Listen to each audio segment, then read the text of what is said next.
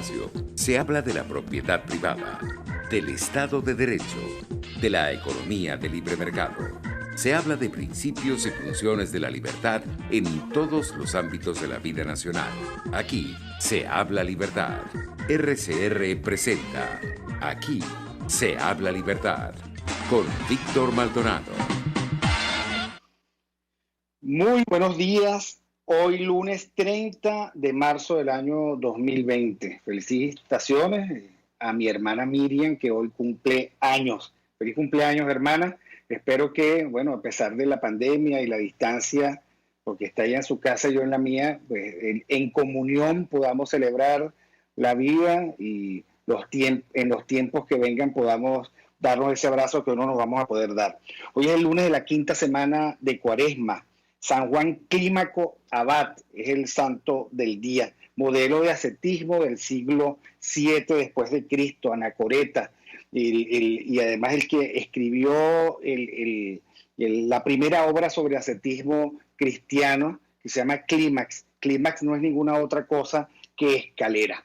Gracias a Jaime Nestares en la dirección general de la estación, en la gerencia de producción, Uritza Arcaya, nuestra campeona, Catherine Manzano en la producción, otro campeón José Gregorio González en los controles, y tengo muchísimo gusto de estar con todos ustedes por todos los canales por donde nos conectamos, por Twitter, @RCR750, también por mi cuenta privada, @VJMC, o por Periscope, @RCR750, por RCR.tv, por TuneIn y también por el célebre canal de YouTube RCR750 en vivo. Saludos a todos los que en el chat están allí participando.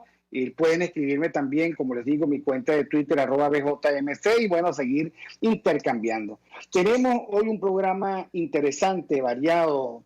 Vamos a hacer, digamos, un paseo por muchos temas, pero como siempre, la lectura de la semana, sobre todo ahora que estamos en tiempos de cuarentena. Si bien es cierto que es la quinta semana de Cuaresma, estamos entrando a la tercera semana de la cuarentena social. La verdad es que es importante no contagiarse. Si uno tiene que salir, usar tapabocas, utilizar lentes si es posible, utilizar guantes, llevar alcohol o algo así para limpiar, algún antibacterial para limpiar las cosas que uno toque, mantener, por supuesto, la distancia social, usar el tiempo con muchísima eficiencia de tal manera de eliminar el contagio. No hay abrazo ni beso que valga en estos tiempos. Importante es la vida porque debemos reconstruir un país que hoy lamentablemente está devastado. Muchísimo optimismo, muchísimas ganas de vivir, muchísimo encontrarnos con nosotros mismos y con nuestras familias, con nuestros hijos, o bueno, finalmente encontrarnos, algunos la están pasando solos, bueno, encontrarnos con la comunidad, con el prójimo, con el que está al lado. Andrea, ¿cómo estás? ¿Cuál es el libro que nos quieres recomendar esta semana? Hola, buenos días, Víctor, ¿cómo estás? Feliz semana dentro de lo que cabe. Quería comentarles el diario de Ana Frank. No es una lectura que yo estoy haciendo ahorita, pero al igual que me pasó con La peste de Albert Camus, que te lo comenté sería 2 semanas, sí. Bueno, me vino a la memoria varios aprendizajes de este libro, ¿no? Contextualizando un poco para quienes no lo han leído o no tienen referencia a este libro, que es un poco difícil que no la tengan, pero bueno.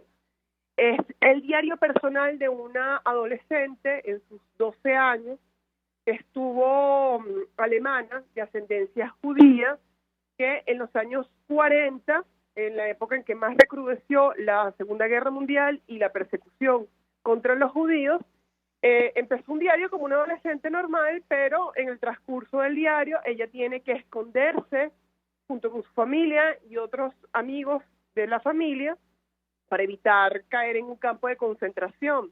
Entonces el diario personal termina siendo un testimonio de sobrevivencia por ese periodo, porque lamentablemente ellos son descubiertos al final y Ana Frank termina en el campo de concentración de Auschwitz, y lamentablemente el único que sobrevive de esa tragedia es el padre, quien es el que publica este diario, ¿no? Entonces, ¿qué aprendizaje o por qué lo estoy trayendo a la memoria justamente en estos tiempos? Porque Ana tenía una costumbre de contar los días y mantener una rutina a pesar de las circunstancias en las que se encontraba. Ella todavía podía recibir cursos por correo a la casa donde los estaban escondiendo. Ella seguía aprendiendo idiomas, seguía formándose. A mí me pareció crucial en ese diario que la rutina, la estructura, era lo que la mantenía sobreviviendo y con cordura dentro de ese poco más de 2 años que estuvo encerrada o escondiéndose junto con familiares y amigos. Tal vez, Andrea, yo lo leí también siendo muy pequeño, un libro que andaba por allí por la casa, donde, por supuesto, con mis padres, y yo lo leí, por supuesto, con muchísimo dolor. Cuando yo era muy pequeño, te estoy hablando 10, 11 años, no lograba entender la magnitud de lo que es la traza totalitaria, el terror, la cosificación del otro. Una niña que con un gran talento, con la virtud y además el heroísmo de querer vivir, y que nos deja como legado todo ese esfuerzo. A veces es importante leerlo, volverlo a leer, porque esto que estamos viviendo, que nos parece especialmente duro, es nada en contraste con lo que ella sufrió, y al final en contraste con lo que fue una sentencia fatal. El odio la alcanzó y la exterminó. Y yo creo que en ese sentido también nosotros podemos tener muchísimas enseñanzas, ¿no? No hay que dejarse, como dicen, digamos, en términos populares, no hay que dejarse morir, hay que seguir viviendo, hay que construir rutinas. ¿Cómo tú has llevado esta pandemia? ¿Cuáles son las rutinas que tú intentas tener para compartirlo con todos? Sí, bueno, trato de no perder una estructura dentro de los cambios fuertes que estamos experimentando todos. Entonces, trato, por ejemplo, de pararme temprano, despertarme temprano, bañarme temprano, cambiarme la pijama con ropa, no necesariamente de trabajo, evidentemente, pero sí ropa que me haga sentir que ya salí de la cama, por así decirlo. Mantengo mis horarios de comida, las comidas de mi perro, que sabes que vivo con un perro, con un husky. Trato... Es bellísimo tu perro, bellísimo. Gracias, sí. También tremendo. Y también se está adaptando a esto, porque bueno, a todos nos cambió la rutina. En la mañana trato de concentrar todo el trabajo que tengo, porque todavía hay trabajo, evidentemente, tan solo que es una forma distinta de manejar el trabajo, porque son más conferencias telefónicas, más mensajes de WhatsApp, más reportes por correo electrónico. Eso lo trato de condensar en la mañana.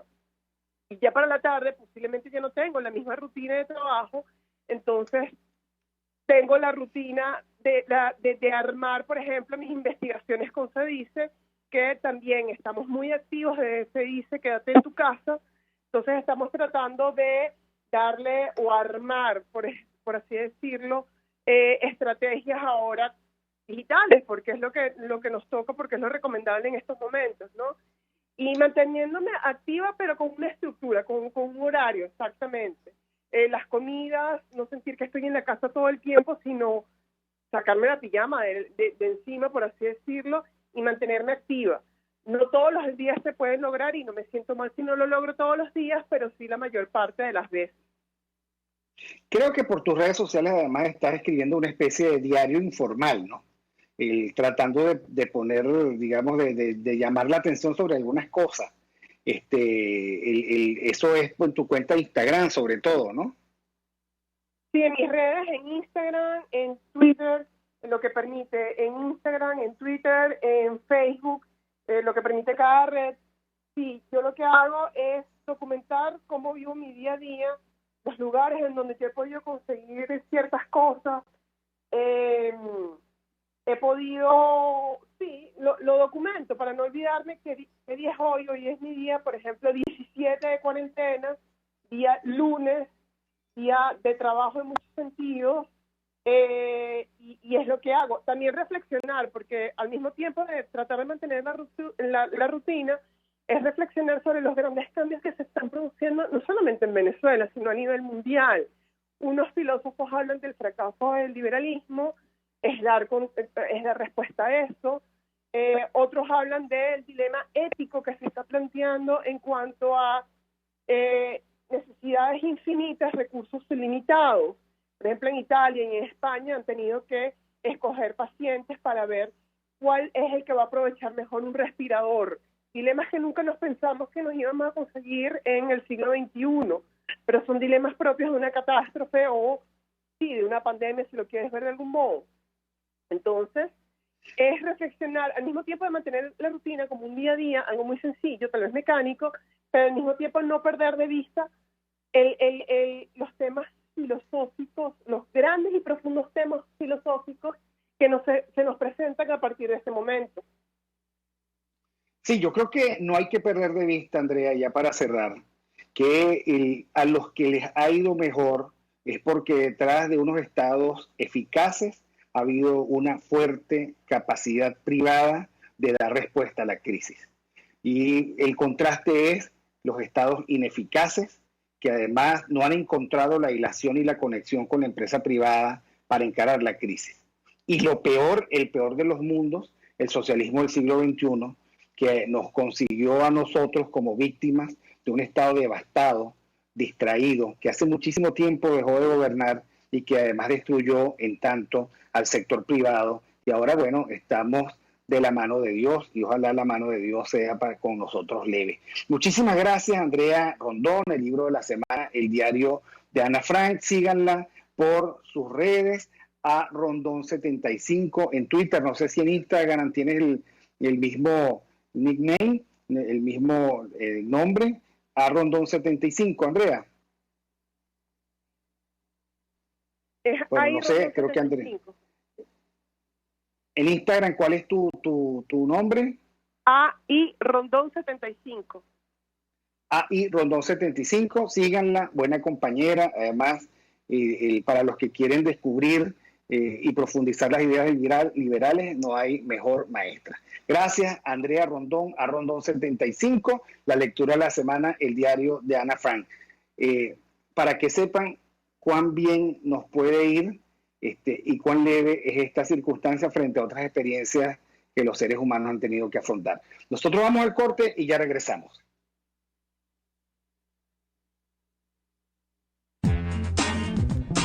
Aquí se debaten temas de interés nacional e internacional. Aquí se habla libertad con Víctor Maldonado.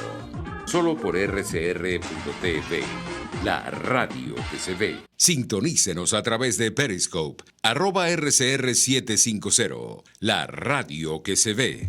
Simón Bolívar, libertador de 5 naciones.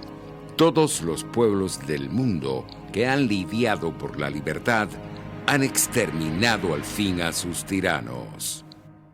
Pluralidad contigo. Respeto contigo. Responsabilidad contigo. Libertad contigo. Estamos contigo y punto. De lunes a viernes a la 1 de la tarde. Contigo. Solo por RCR 750 AM. Porque lo bueno une. Es una interpretación de tendencias para tu signo zodiacal. Un espacio guiado por los movimientos planetarios y sus consecuencias. Acompaña a nuestros astrólogos a descubrir lo que le deparan los astros signo por signo. Guía astrológica, todos los sábados, a partir de las 3 de la tarde, por RCR 750 AM. El doctor José Eduardo Troconis y sus especialistas invitados le ayudarán a obtener cada semana el secreto para mejorar su calidad de vida en RCR Salud. Usted podrá comprobar la veracidad de las tradicionales técnicas y últimas tendencias que se divulgan acerca de la salud y la medicina en nuestra sociedad. Hay mucho más dedicación y hay mucho más experiencia. Tenemos las herramientas. RCR Salud, todos los domingos, a partir de las 10 de la mañana, por RCR 750 AM. Un espacio que analiza y debate la coyuntura política, económica y social de nuestro país. Acompañe cada mañana a la periodista María Alejandra Trujillo en Palabras más, palabras más, palabras menos. Palabras más, palabras menos. Informes, entrevistas, análisis y discusiones sobre los temas de actualidad. Es lo que más te puedo dar, es lo de siempre. Palabras más, palabras menos. De lunes a viernes, de 7 a 8 de la mañana, por RCR 750 AM. Palabras más, palabras más, palabras menos. RCR 750 AM. Porque lo bueno une.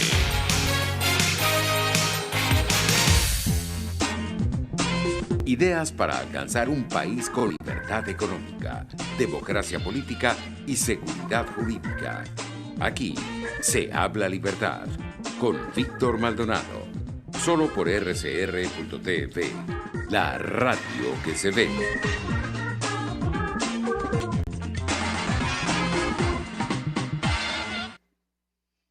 Bueno, seguimos en Aquí se habla libertad de hoy lunes 30 de marzo. Vamos a conversar con Omar González Moreno, @Omar González 6, jefe de la fracción de la Asamblea Nacional 16J, el que acaban de sacar un comunicado el fin de semana dirigido a todo el país. Buenos días, Omar, ¿cómo estás?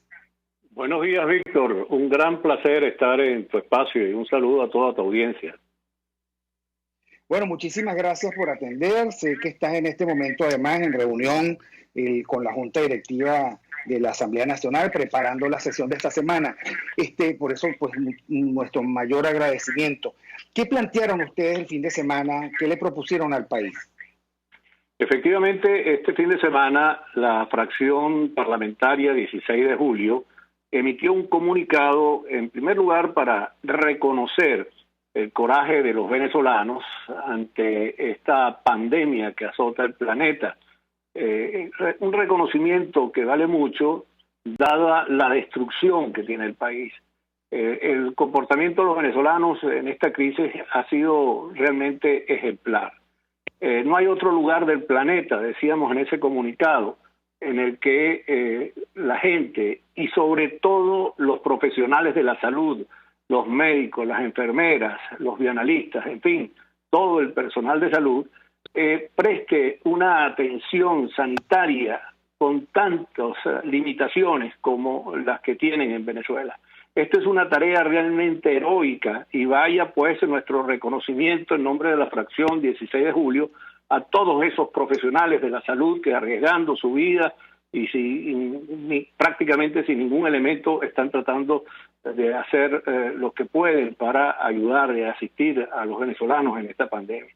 También en ese comunicado pusimos de relieve lo que son los temas de verdad que necesitan la atención y que concentran la atención del pueblo venezolano, como es el problema terrible de la pobreza, la falta de comida, la falta de gasolina, la falta de gas, la falta de agua, la falta de electricidad, la falta de medicina, la falta de todo. Por eso es que frente a esa actitud sí muy civilizada del venezolano de tratar de mantener a raya el COVID-19 o el coronavirus, como mejor se le conoce, o el virus chino, bueno, las necesidades de comida, las necesidades de gasolina, de gas, de agua, de luz, hace que tengan que salir de sus casas. Entonces, en ese comunicado exaltamos esta preocupación, esta alerta al mundo entero. Igualmente, Víctor, en ese comunicado nosotros establecemos nuestra posición con respecto a una nueva estratagema, un nuevo ardid político que estaba en curso en Venezuela, como es la de aprovechándose de las tragedias que vive el pueblo venezolano frente a esta pandemia, para hacer una nueva negociación, una tregua, un acuerdo con el régimen, ¿no? Entonces, esto para nosotros no tiene sentido. y alertamos que no podemos darle luz verde a treguas de ninguna naturaleza. Necesitamos igualmente en ese comunicado, lo expresamos de manera nítida y sin ambajes y sin rodeo, necesitamos la ayuda externa urgentemente, Víctor. Esto es una necesidad urgente. Por eso invocamos que finalmente en ese comunicado la necesidad de aprobar de una vez por todas el artículo 187, numeral 11 de la Constitución, que permite el ingreso a Venezuela de una coalición internacional humanitaria que no solo nos ayude a enfrentar la pandemia, sino que también nos ayude a enfrentar el problema del abastecimiento, de la falta de gasolina, de la falta de comida, de la falta de medicinas y la restitución, por supuesto, de la libertad, de la democracia y de la paz en Venezuela. La verdad es que es muy interesante ese comunicado en este momento. Han ocurrido dos cosas, diputado. En primer lugar, una represión feroz de parte del régimen, sobre todo, digamos, contra los dirigentes políticos y muy especialmente contra el círculo inmediato de colaboradores del presidente interino Juan Guaidó. Y también el fin de semana hubo un mensaje del presidente Guaidó que llama a un gobierno de emergencia nacional. Con la salvedad, él deja colar de que sería un gobierno con un consejo de gobierno paritario en el que unos y otros pudiesen abordar la crisis. ¿Cuál es la opinión de estas dos situaciones que tiene usted como diputado y como representante popular y dirigente del Estado de Anzoátegui, y si lo han discutido dentro de la fracción 16J? Efectivamente, se trata de dos temas sumamente importantes, los que encierran las preguntas que tú haces, Luis. En primer lugar, el régimen, después de las medidas anunciadas por el Departamento de Justicia de los Estados Unidos, en el cual hay 15 jerarcas del régimen enjuiciados por el delito de narcoterrorismo, bueno, soltó sus demonios para amedrentar al liderazgo opositor venezolano. En el caso de, por ejemplo, de 20 Venezuela, partido en el cual milito, bueno, acá en Anzoátegui, la entidad que represento en la Asamblea Nacional, fuimos objeto de pintas y actos vandálicos en nuestras sedes, en el Tigre, acá en la zona norte del estado de Anzoátegui, y en otras entidades federales, en Guárico, hoy hemos visto que en Vargas, en Aragua, y en otras entidades. Igualmente los diputados, podría citarle, por ejemplo, el caso de Carlos Andrés Michel Angeli, su casa en Barcelona fue todo lleno de grafitis, amenazando con que lo van a liquidar y cosas como esas, y también al diputado Armando Armas, que no está dentro del país, pero su mamá, una señora de avanzada edad, y su abuelita, ya casi centenaria, pues fueron aterrorizadas por estos vándalos que se presentaron en sus casas amenazando con la integridad física de estas personas. Esto es para amedrentar, para tratar de evitar que el liderazgo opositor continúe reclamando lo que es un compromiso ineludible, que es la conquista de nuevo de la libertad en Venezuela. Y entonces, bueno, nosotros en la respuesta ha sido todo lo contrario. Eso nos da mucho más aliento para seguir luchando, porque sabemos que esto está en una fase de desenlace. Con respecto al planteamiento que hizo también el fin de semana el presidente interino Juan Guaidó de conformar un gobierno de emergencia nacional, nosotros pensamos, en este caso personal, porque no es una posición oficial ni del partido ni de la fracción 16 de julio, que Venezuela lo que necesita es un gobierno libre de delincuentes. Un gobierno libre de delincuentes. No se puede pensar en por ejemplo, un tren ejecutivo, un gabinete integrado por los responsables de la brutal represión que ha sufrido el pueblo venezolano durante estos 21 años, o de los responsables de la corrupción obscena, estrambótica que ha tenido el país, y mucho menos de la destrucción total de Venezuela, sus sistemas de abastecimiento, sus sistemas de transporte, en fin. Eso sería abandonar 21 años de lucha en las que han caído numerosos mártires, ¿no? Tirar por la borda todo eso que se ha hecho de la liberación del país. Entonces, Víctor, no se trata de quitar una cabeza de un régimen para reemplazarla por otra cabeza. No. Venezuela clama es por un gobierno que cure al país de un modelo económico, político y social que es un fracaso, el socialismo.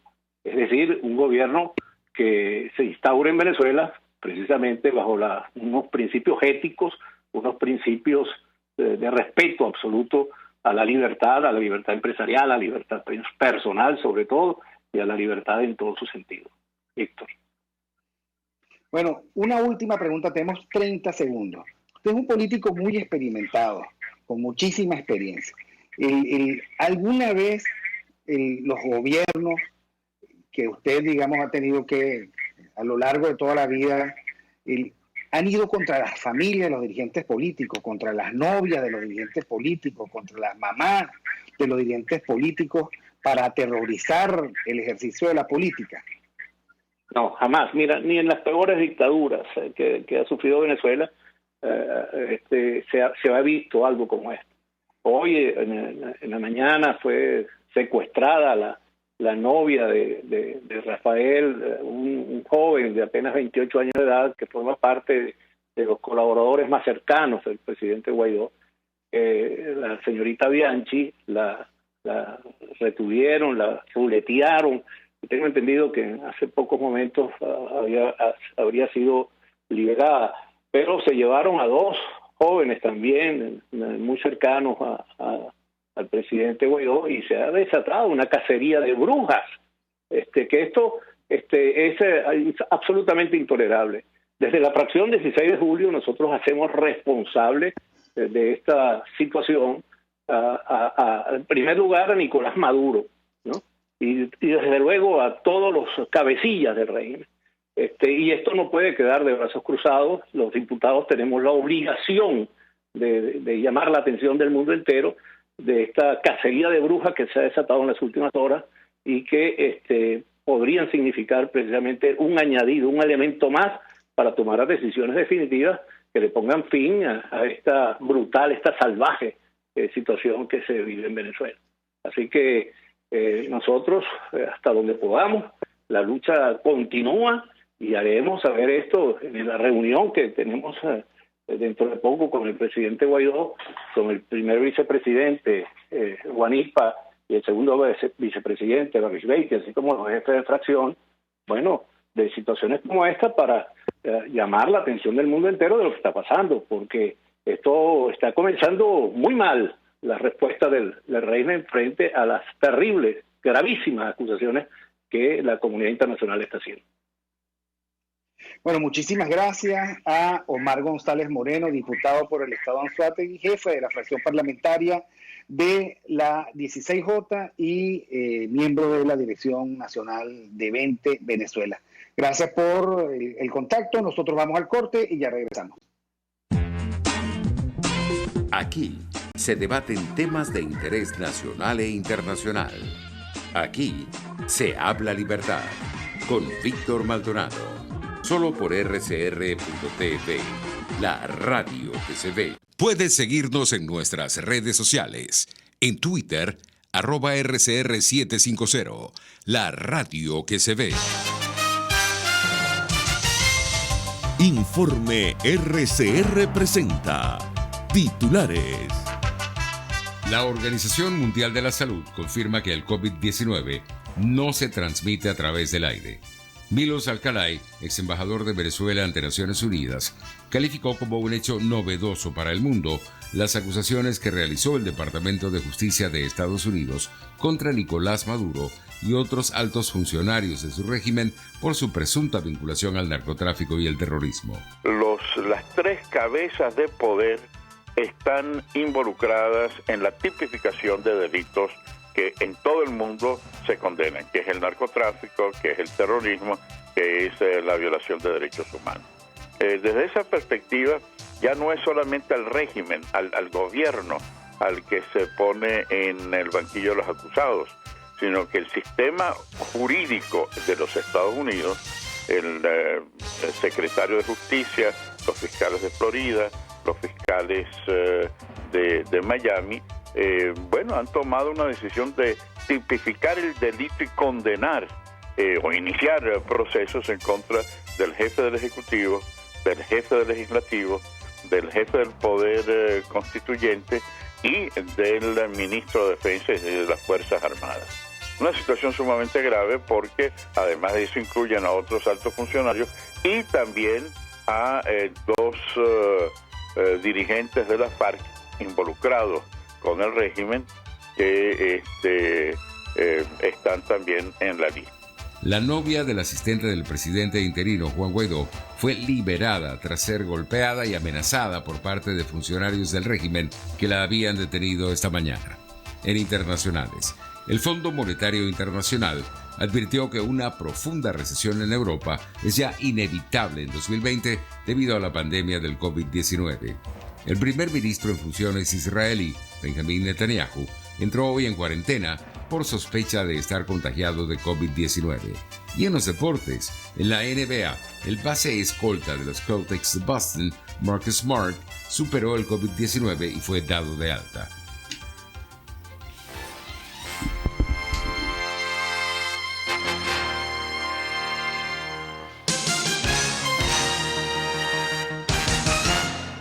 Llegó para tu negocio la distribuidora PlastiShop.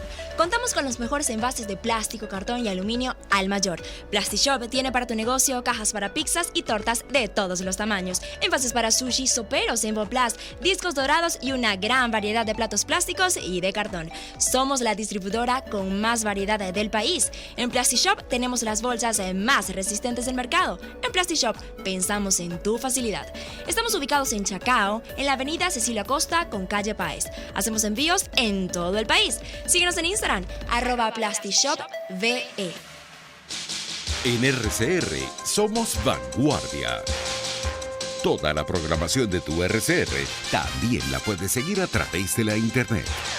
Audio y video en tiempo real. Noticias y mucho más.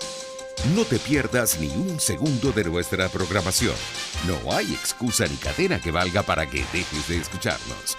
Ingresa a rcr.tv, la radio que se ve.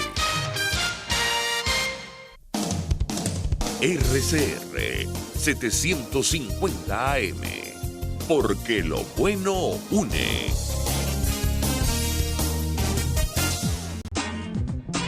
Ideas para alcanzar un país con libertad económica, democracia política y seguridad jurídica. Aquí se habla libertad con Víctor Maldonado. Solo por rcr.tv, la radio que se ve.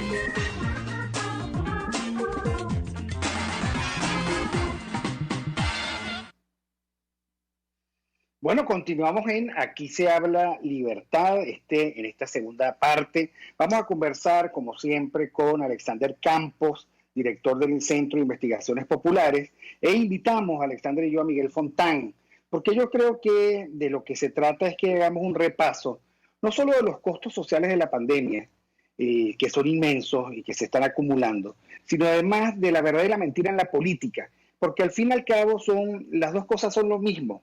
Se trata de encubrir una situación terrible, de negar una situación terrible, y se trata de construir, por lo tanto, una política mala, la de la mentira, la de la tergiversación, la de la impostura, que no le hace bien al país, porque este es un país que clama claridad, verdad, consistencia y un horizonte claro.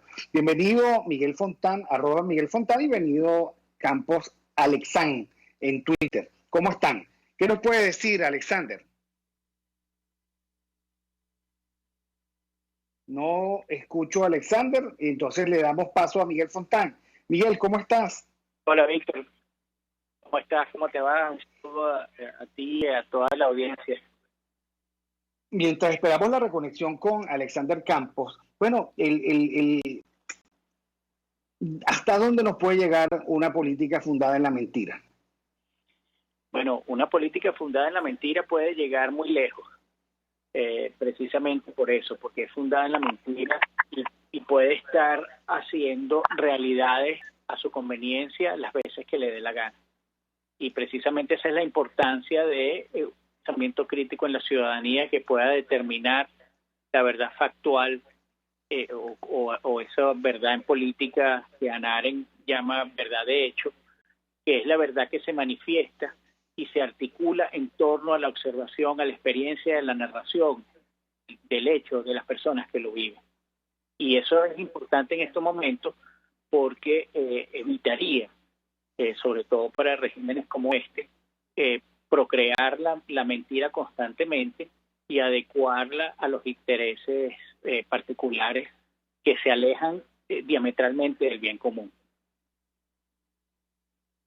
Bueno, Alexander, precisamente tú has sido un campeón en develar la situación de los sectores populares y en contrastar la falsa normalización que quiere vender el régimen con una situación que está haciendo muchísima presión. ¿Qué nos puedes decir al respecto? Bueno, no solamente el régimen, pareciera que es una campaña en la cual está metida mucha gente. No sé el alcance, pero parece ser muy extenso.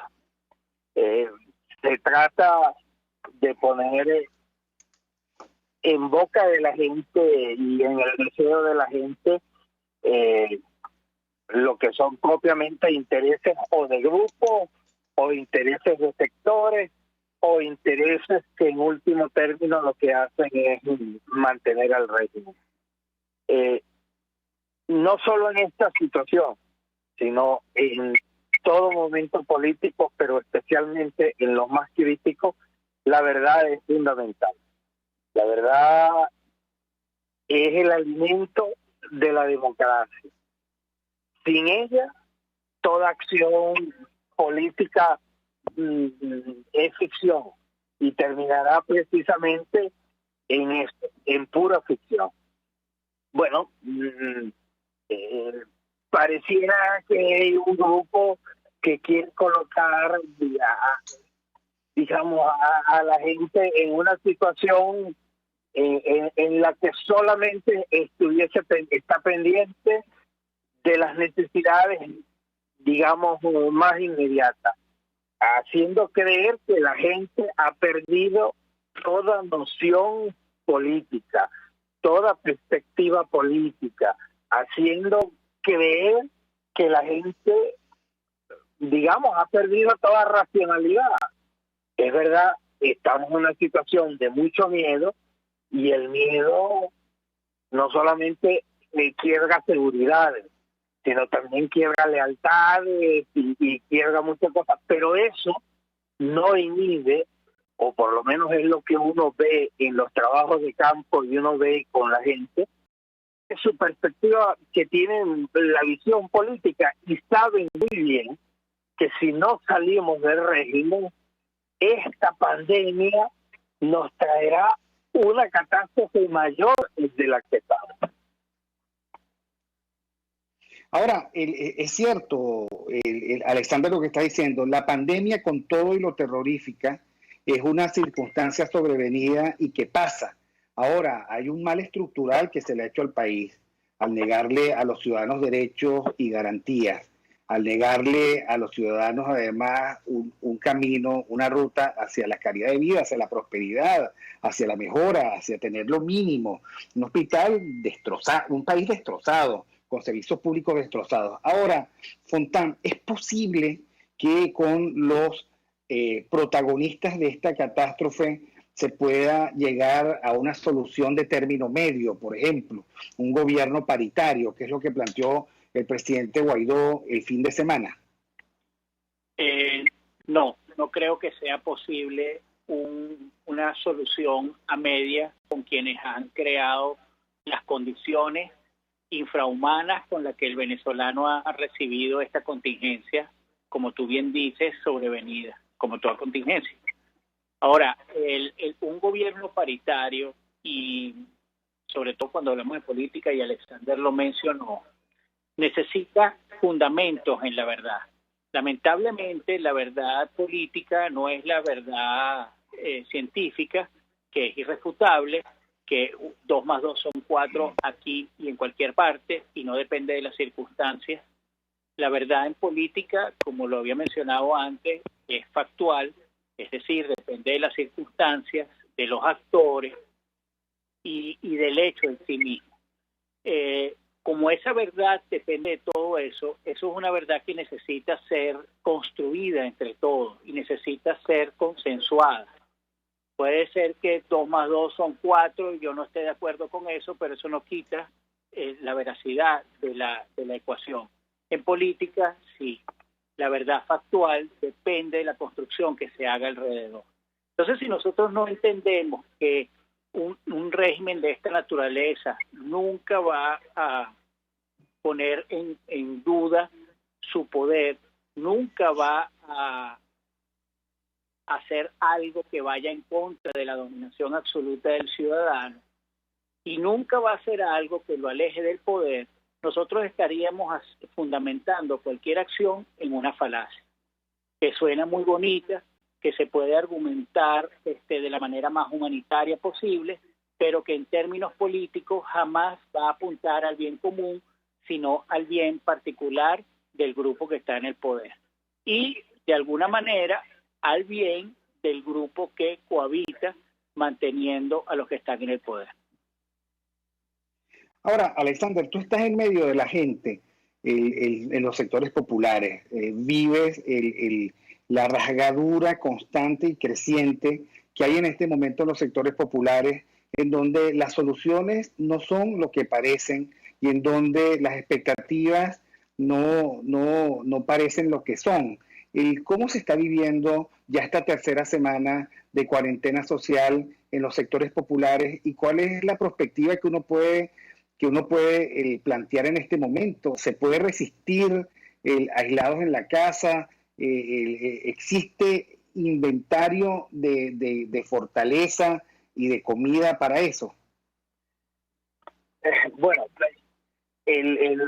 digamos, el clima general con el que se está viviendo es de mucha expectativa, en el pleno sentido de la palabra. Es decir, expectativa es una palabra, digamos, que en un principio tiene un fondo de oscuridad. Es decir, desde que inició el régimen hace 2 semanas, este periodo especial, empezó con mucho ímpetu informativo, con mucho ímpetu comunicacional, pero a medida que la realidad los ha ido arropando, en esa medida han venido callando. Y en esa medida la gente tiene menos información, la gente está arropada en la mentira, pero la gente sabe que eso es mentira. Entonces, claro, el clima general es eso. ¿Qué estará pasando en verdad? Nadie le cree al régimen, ni la cifra, ni las medidas que está tomando, ni las causas que está señalando. Eso es un punto muy importante. Lo segundo es que aprietan las condiciones de sobrevivencia. Digamos, nosotros nos estamos enfrentando a lo interno de las comunidades ya con una situación, no digamos de hambruna, porque todavía hay un fondo dentro de la comunidad de distribución solidaria que ayuda a mantener el asunto. Sin embargo, eso está a punto de romperse. Yo he sido testigo de cómo nos llegan a nuestros comedores madres hambrientas diciendo nos están matando de hambre. Ojo, eso es pidiendo auxilio. Cuando cambie el pedido de auxilio a una exigencia de justicia, ya la cosa cambiará. Y este clima de silencio y este clima de tristeza que ahora vemos se puede convertir en algo mucho más serio.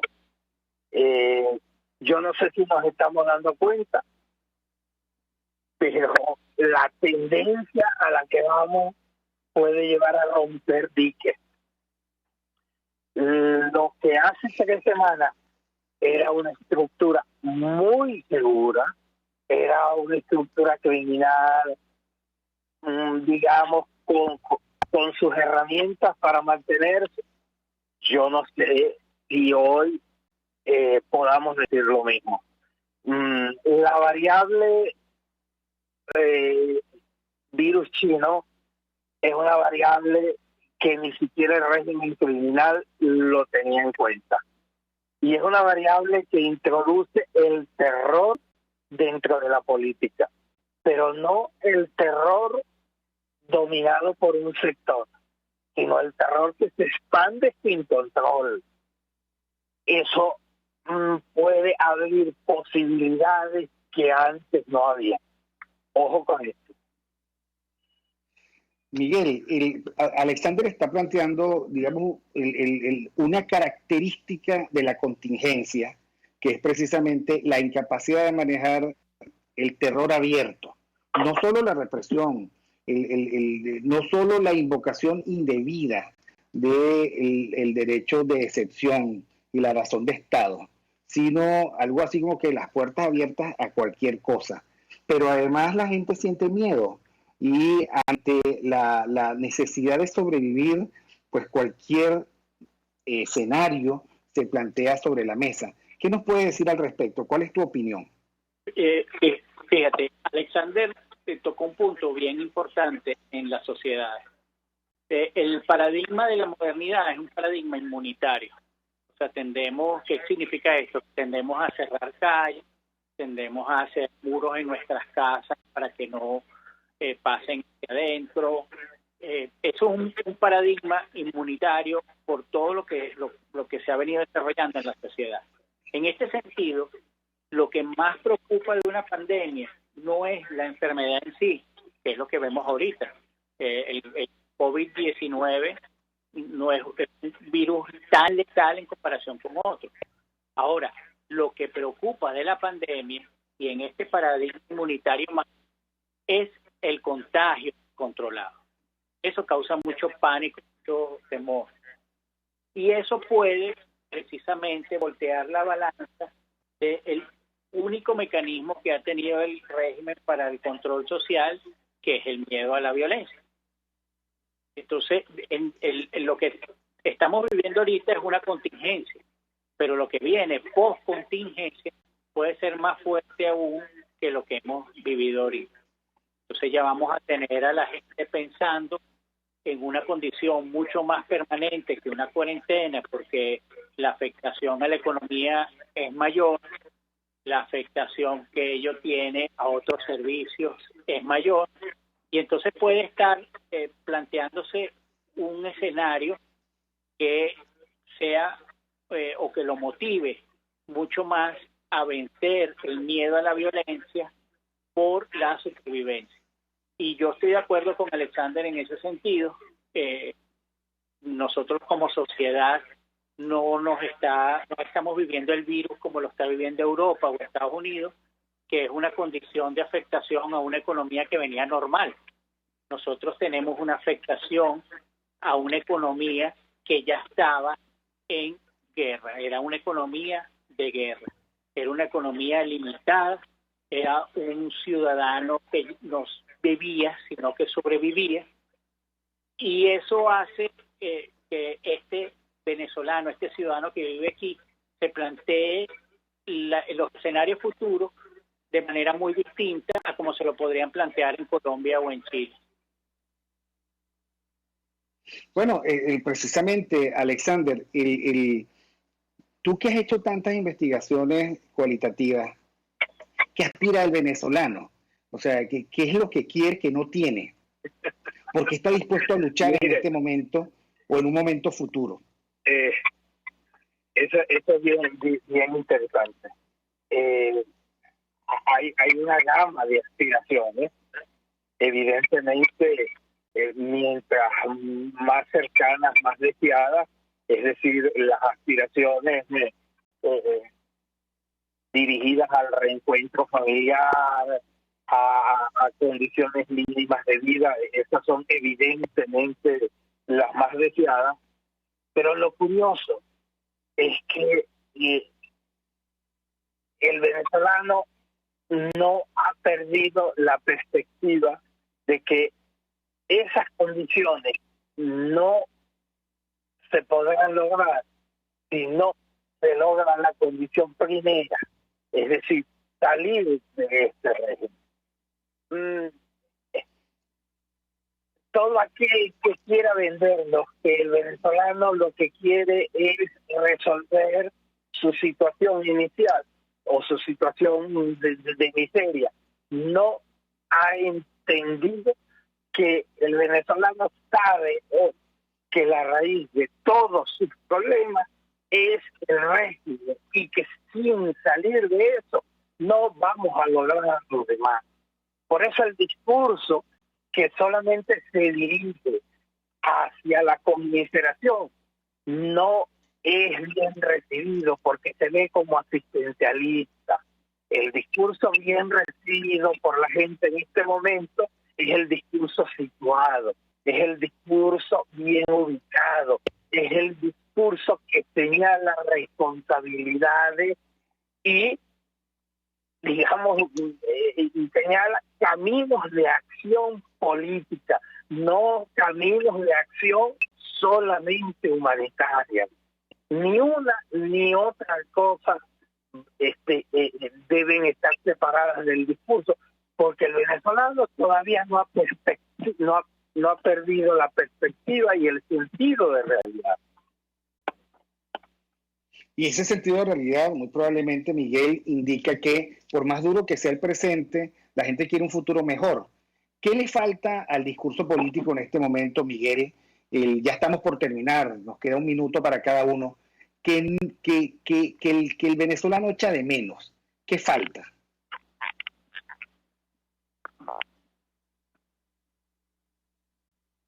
Miguel, ¿estás allí? Sí. Con... Le falta, la verdad, al discurso político en su mayoría, porque por supuesto hay una representación política que está pegada a ello. A ese discurso político le falta la verdad. Yo estoy de acuerdo con Alexander en que el ciudadano venezolano ha cambiado mucho. La política se sigue viendo como la necesidad de tutelar a un ciudadano inmaduro frente a los hechos políticos, bien sea porque lo subestimas en su condición social o bien sea porque lo terminas ayudando alrededor de un Estado que le va a garantizar el bienestar. Yo creo que en buena medida el ciudadano ha despertado de esa visión de la Venezuela errada y el venezolano quiere ser responsable de su vida. De hecho, como Alexander lo mencionó, el tema de la solidaridad, no solamente que es lo que nosotros habíamos entendido como solidaridad, simplemente con la ayuda asistencialista. No, eso no es solidaridad. Lo que se está dando en muchas comunidades es la solidaridad que parte de las fortalezas de quien ayuda para que al que es ayudado pueda superar su condición. Y eso definitivamente hace que un venezolano tenga unas perspectivas distintas de la política. Entonces, ¿qué le hace falta al discurso? Al discurso le hace falta comprender el venezolano que tiene, comprender que el venezolano que está ahorita no quiere asistencialismo, quiere un país donde él pueda desarrollarse y elegir la vida digna de ser vivida, y le falta la verdad. Porque al final lo que tenemos es una gran maquinaria, una gran organización de la mentira, muchas veces de lado y lado, que lo que hace es acomodar o articular varias mentiras con argumentos que son reales y suficientes y terminar orientando toda la acción política para el beneficio propio corporativista y no para el beneficio común. Bueno, Alexander, ya estamos por terminar. ¿Cómo ves esta quinta semana de Cuaresma y tercera semana de cuarentena? ¿Cómo la ves hacia el final de la semana? Mucho más dura de lo que estamos en este momento y seguirá más dura si el liderazgo político sigue en cuarentena. El liderazgo político debe salir de su cuarentena. No le toca estar en cuarentena. Le toca estar al lado de su gente. Responsablemente, sí, cuidándose así y cuidando a los demás. Pero la gente tiene que ver en ellos alguien que está a su lado a pesar de la situación. En estos momentos no necesitamos mayor orfandad, necesitamos mayor presencia creativa y responsable del liderazgo político. Bueno, yo estoy de acuerdo contigo, Alexander. Hay que estar en medio de la gente, con la gente, compartiendo su suerte y practicando el liderazgo cercano. Bueno, muchísimas gracias. Creo que hemos abordado temas importantes, difíciles, complicados.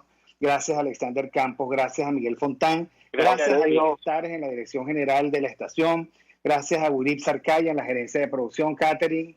Desde aquí, mi abrazo fraterno, muchísimas gracias por ser la campeona de la producción a distancia. Gracias a José Gregorio González y gracias a todos los que estuvieron con nosotros. Tenemos que seguir reflexionando. La cuarentena en ningún caso es evasión. La cuarentena es foco en la política buena, foco en la verdad y, por supuesto, muchísimas ganas de sobrevivir porque vamos a reconstruir este país.